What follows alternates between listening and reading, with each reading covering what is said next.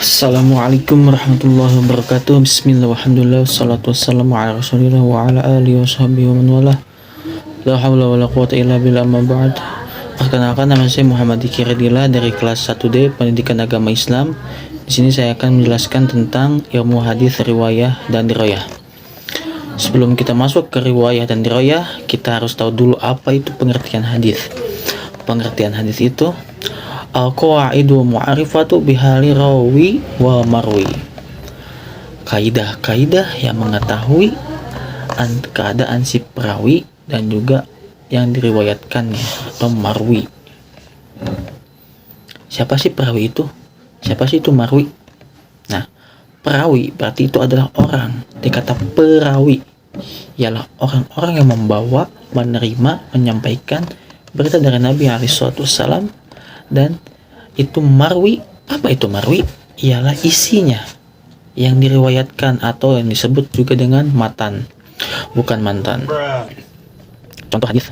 Hadatsana Adam hadatsana Syu'bah hadatsana Sayyarun Abu Hakam qala sami'tu Abu Hazim qala sami'tu Abu Hurairah qala sami'tu Nabi alaihi wasallam yaqulu man hatta lillahi falam yaghfus wa lam yafsuq raja'a ka yawmi waladtu ummuhu. Artinya menceritakan kepada kami Adam, menceritakan kepada kami Syu'bah, menceritakan kepada kami Sayyar Abu Al-Hakam, yang berkata mendengar Abu Hazim berkata saya mendengar Abu Hurairah radhiyallahu anhu berkata saya mendengar langsung dari Nabi alaihi wasallam, barang siapa yang berhaji karena Allah kemudian dia tidak berbuat jima dan tidak membuat kefasikan, maka ia pulang dalam keadaan seperti ketika ibunya melahirkan dalam keadaan suci tanpa dosa. Hadis riwayat Bukhari. Oke, silakan ambilkan. Kita lihat hadatsana Adamu seterusnya sampai umuhu. Di garis bawahi dikata Adamu, kata Sayyar Abu Hakam, di Abu Hazim, di Abu Hurairah. Nah, yang di garis bawahi itu yang Adam, Syu'bah, Sayyar Abu Al-Hakam, Abu Hazim, dan Abu Hurairah, itulah yang disebut dengan namanya perawi, orang yang membawa berita, mendengarkan, menyampaikan berita dari Nabi SAW. Nah, yang disebut dengan isi atau matan yang manhaja lillahi sampai wa umuhu, sampai umuhu, itu adalah isi atau matan. Itu yang di garis bawahi ini ialah matan yang barang siapa yang berhaji karena Allah kemudian ia tidak berbuat jima dan tidak berbuat kefasikan, maka ia pulang dalam keadaan seperti hari ketika ibunya melahirkan. Sesuai Bukhari. Seperti itu teman-teman sekalian. Seperti itu. Nah, kalau diilustrasikan itu kita dari yang baru dari Imam Bukhari yang meriwayatkan. Imam Bukhari itu mendengar dari Adam. Adam mendengar dari gurunya Syu'bah, dan Syu'bah mendengar dari Sayyarun Abu Hakam. Sayyarun Abu Hakam mendengar dari Abu Hazim, dan Abu Hazim mendengar dari Abu Hurairah, dan Abu Hurairah mendengar langsung dari Nabi SAW. Jadi seperti bertingkat ya, dari Imam Bukhari ke Adam, ke Syu'bah, seterusnya sampai Nabi SAW. Itu disebut dengan sanad. Oke, kita berlanjut. Itu tadi adalah sedikit ilustrasi. Ilmu hadis dibagi sanad dan juga matan. Bagian ilmu hadis ada riwayah. Riwayah ialah ilmu yang mempelajari ilmu yang mempelajari tentang segala perkataan Nabi Sallallahu Alaihi Wasallam, perbuatan beliau, periwayatannya, batasannya, ketelitian segala redaksinya. Sedangkan diroyah itu adalah objeknya, pembahasannya, objek pembahasan siapa? Dari Nabi Alaihi Wasallam. Dan masih ada lagi perbedaan riwayah dan diroyah.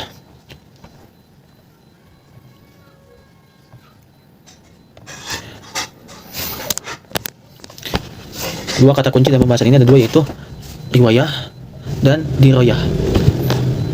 Diroyah adalah ilmu yang mempelajari tentang hakikat periwayatannya, syarat-syaratnya, macam-macamnya, hukum-hukumnya, keadaan para perawi, dan syarat mereka, macam-macam periwayatan itu seperti apa, dan hal-hal yang berkaitan dengan periwayatan. Dimulai dari pertama, hakikat periwayatan. Maksudnya apa hakikat periwayatan? Itu maksudnya memindahkan berita dan menyandarkannya kepada orang yang membawa berita. Memindahkan dari satu orang ke orang lain, menyandarkannya kepada orang yang membawa berita.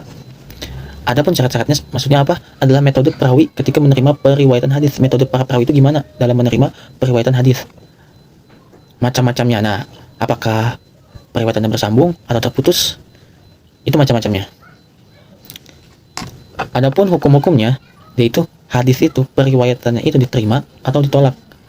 Keadaan para perawi dan syarat-syarat mereka, seperti sifat perawi itu seperti apa, biografinya itu seperti apa. Karena itu penting, karena ini menyampaikan berita dari Nabi SAW yang harus kita perawinya itu harus benar-benar orang berilmu dan juga benar. Soalnya kita membawa ucapan Nabi, jangan sampai kita menyebarkan sesuatu yang salah.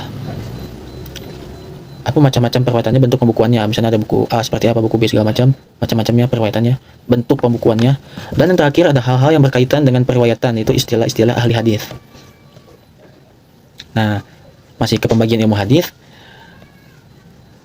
Kalau riwayah itu output, berarti luar, output input. Tapi kalau di riwayah itu dari objeknya pembahasan, penelitian, diteliti itu sanad dan matanya seperti apa dan bagaimana, terus kualitasnya. Apakah hadis tersebut ditolak atau diterima? Kan kita akan ke sejarah perkembangan ilmu hadis di riwayah dan riwayah. Di periode Nabi SAW, riwayah itu dilarang karena takut apa? Takut bercampur dengan Al-Quran. Ini bahaya karena Al-Quran itu firman Allah, ucapan kalamullah, sedangkan hadis adalah ucapan sifat takir Nabi Muhammad SAW. Terus ada larangan dan kebolehan menulis yang bersifat kondisional, dan sahabat pun ada yang memiliki catatan hadis koleksi pribadi. Kalau di riwayah telah ada apa? Telah ada dasar-dasar ilmu hadis. Itu dalam surat Al-Hujurat ayat 6 dan Al-Baqarah ayat 282. Nah, ini perkembangan di periode sahabat.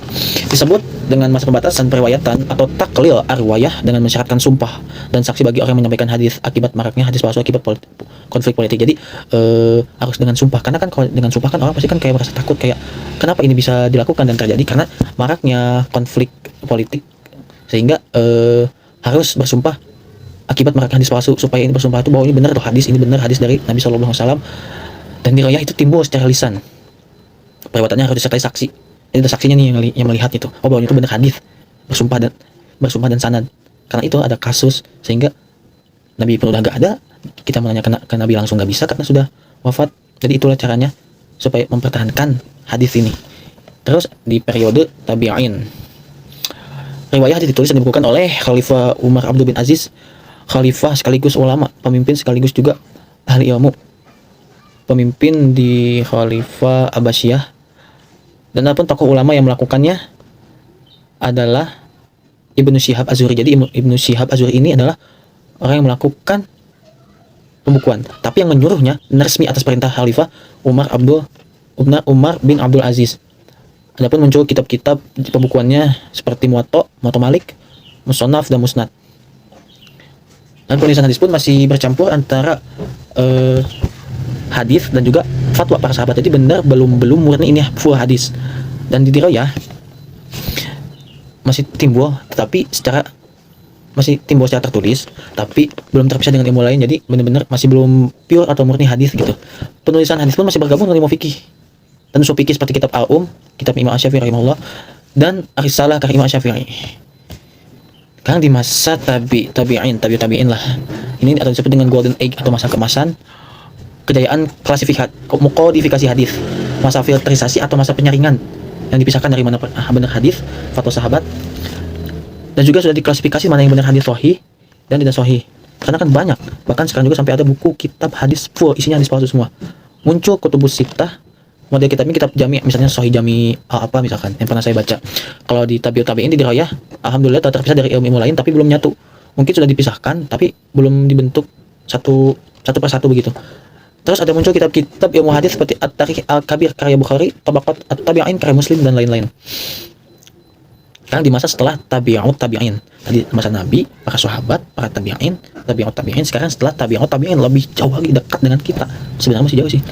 Penulisan hadis lebih sistematik. Nah, lebih sistematik itu mungkin lebih tersusun lah, lebih terstruktur mungkin ya. Dan juga muncul kitab-kitab mustadrak, syarah yang kita kenal, dan juga ikhtisar dan lain-lain. Kalau di riwayah itu berdiri sendiri sebagai ilmu hadis. Kitab ilmu hadis pertama ilmu hadis Al-Fasiyah Baina Ar-Rawi wa Al-Wa'i karya Roma Hurmuzi. Jadi itu yang telah saya sampaikan tentang apa yang saya pahami dari ilmu hadis riwayah dan riwayah. Kurang lebihnya mohon maaf, kekurangan datang dari saya, kelebihan dari Allah Subhanahu wa taala. Kesepian tanpa kekasih, cukup sekian dan terima kasih.